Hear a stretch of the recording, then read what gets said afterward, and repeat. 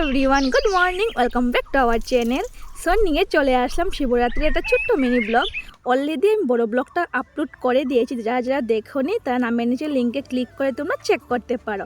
আর যাদের বড় ব্লগটা ভালো লাগে না তাদের জন্য এই ছোট্ট একটা মিনি ব্লগ করা। তো যাই হোক, সকালে যা যা করণীয় সবগুলো করে নিলাম, দেন সন্ধ্যার পর স্নান টান করে শাড়ি টাড়ি পরে চলে আসলাম মন্দিরে।